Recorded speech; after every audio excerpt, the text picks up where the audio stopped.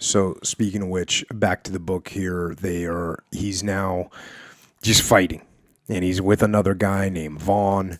And Vaughn kind of pokes his head up above this barricade and starts shooting. And he's kind of looking at him thinking, that seems pretty dangerous, but he sees Vaughn getting away with it. So he gets up there too and starts shooting. And soon they're firing shots. And then back to the book here. But after several shots each, I suddenly saw Vaughn's helmet go sailing down over the slight hill. I looked at him, and the entire top of his head was off. Apparently a dum-dum type bullet, one in which the lead had been cut so that it would spread in the instant it struck, tearing a terrific hole in the object it hit. Had flattened against his helmet or tin hat and had taken off his head to a level with his eyes and ears. He had been kneeling, and his buttocks went back a bit, his head forward, and his brains ran out there in front of me like soup from a pot. I did not fire over another wall. The sniper had his choice to pick one or the other of us. For some unknown reason, he chose Vaughn. I'm here, and he's gone. Vaughn lay there for a couple days. Finally, he was carried down and stored in the room where we had the other dead piled up like logs of wood. But he had to have his own place in the corner. It was gruesome enough.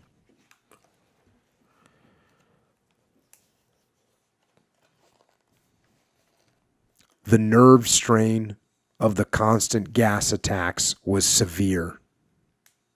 We were wakened up at every hour of the day and night to stand to in preparation for an attack, to prepare to move on, or at least put our gas masks on. And now they're getting ready to do another assault. One of the greatest barrages in the history of the war was being put over. The earth and the air constantly trembled with the force of explosions. Each flare would show us the details of no man's land between the lines. Dead men were laying everywhere in the most grotesque positions. Some of them lay as if sound asleep. One man's head rested so comfortably on his arm that I could not believe he was dead. Others had been blown to pieces several times, and some were just arms and legs or torsos. This night approach to the front made us sick.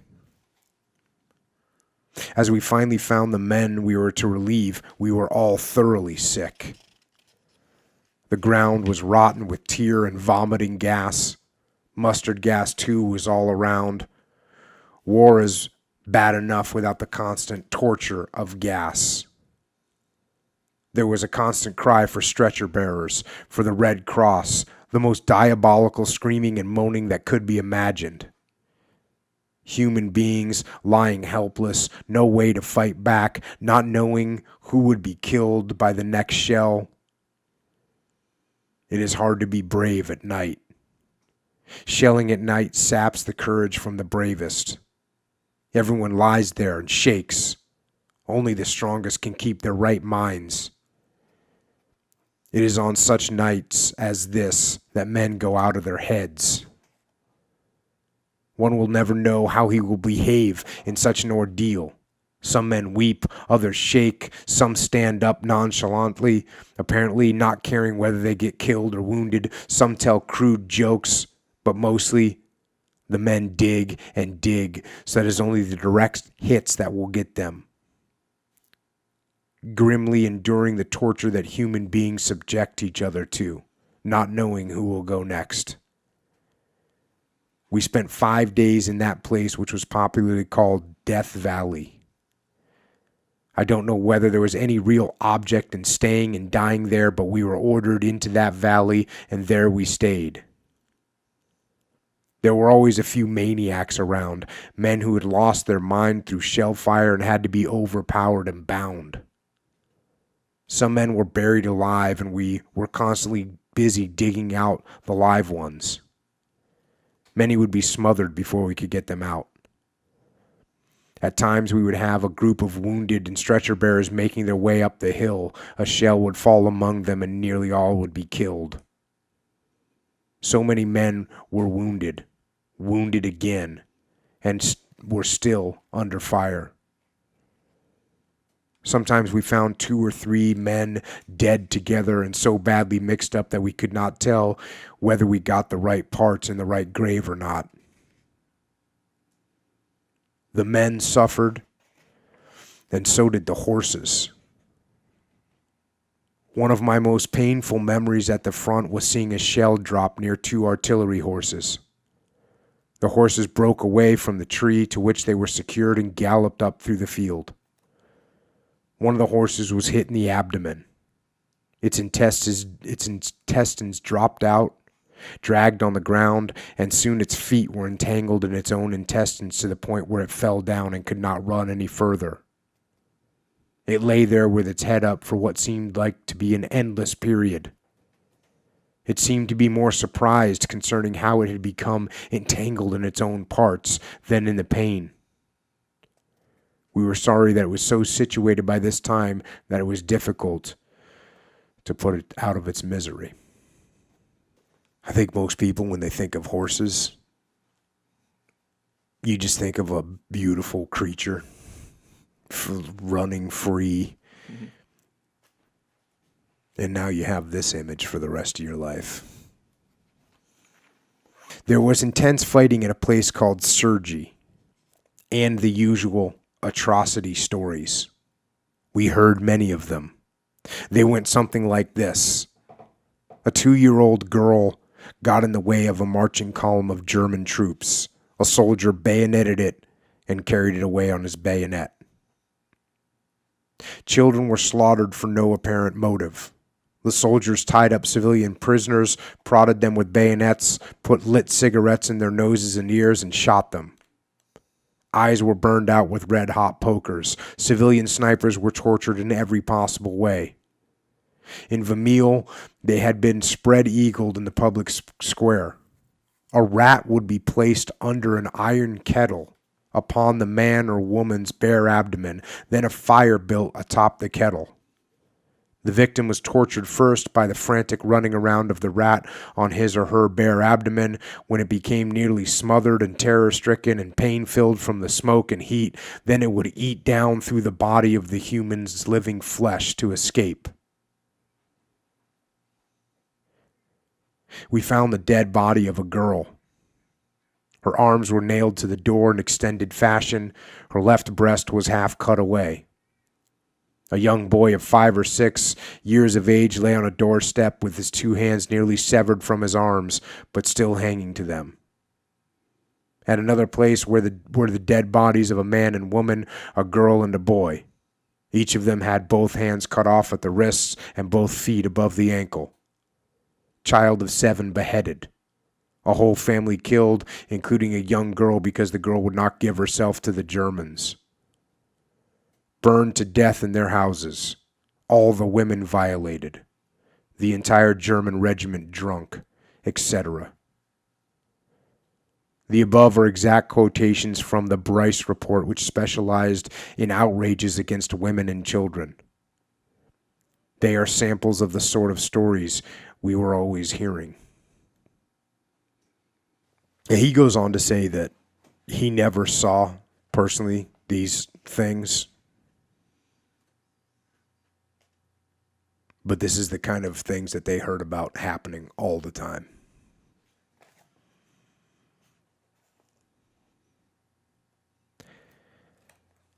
And they're getting ready for another counterattack.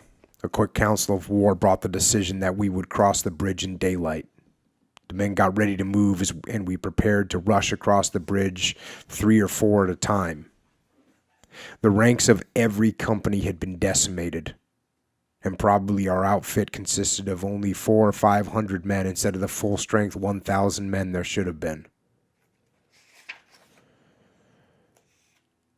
There were dead Germans all around, but I could see one particularly well. He had been coming up the street past one of the garden walls and had been hit with a shell. His legs were laying on this side of the wall, were lying there like they had been taken from some gigantic frog, while on the other side of the wall, the hole the shell made, I could see the rest of his body.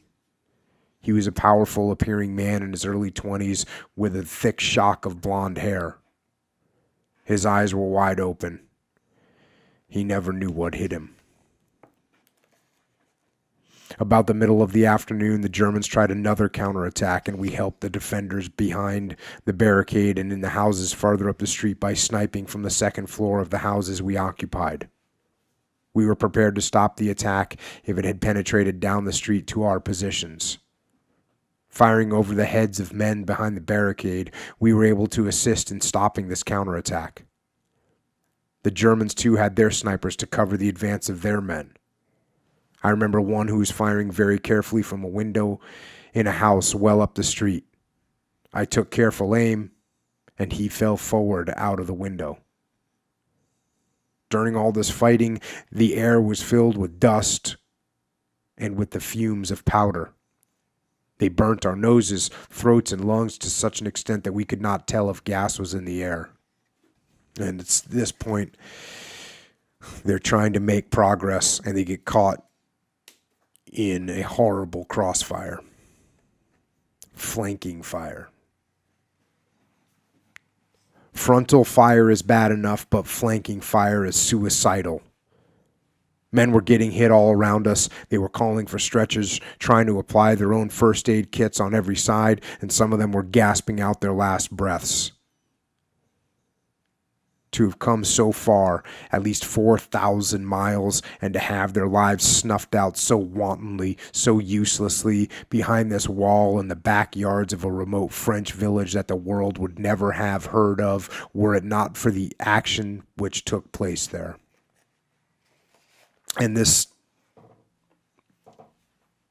defense that they make of this village kind of comes down to one final situation that they're in. They're holed up and they're about to be attacked by the Germans. Some gas had fallen which added to the pain and bleeding of the wounded and proved to us that no hell in the hereafter could be greater than this man-made hell that we were enduring. Men began to go out of their heads, shell-shocked if we could call it that, or just crazy from weakness, strain, suffering, and hunger, with all the death around them. It was near the breaking point for all of us who survived. We would ask ourselves, how can there be any more? But there was more, and worse. The night wore on, and the morning of the 5th day was about to break. The German artillery speeded up again. We knew that an attack was impending. Everywhere I looked were dead men. There seemed to be no live men around to man the guns. "Here they come," was shouted along the line, and many of the nearly dead men rose up to man their guns behind the wall that had become almost a part of us. Wave after wave of Germans were coming through the pear orchard. Rifles, hand grenades, and machine guns. But worst of all, the flamethrowers.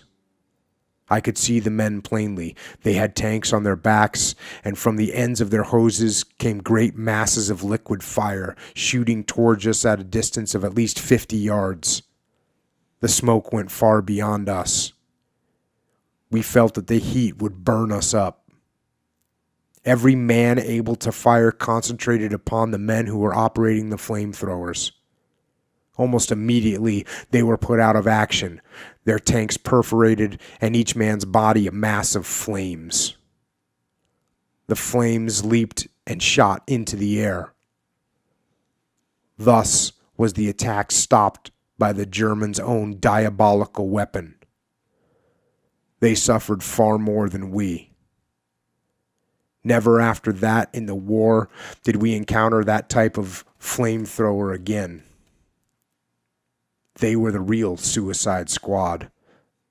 The men who operated those tanks were sure to suffer a terrible and quick death. It was a narrow escape. There were just a handful of us left. When we were relieved that night, and staggered across the river. There were just 32 of us left. Our companies on the line were almost completely wiped out. But we had held the line. They held the line at an unfathomable cost in blood and sanity and lives. They held the line.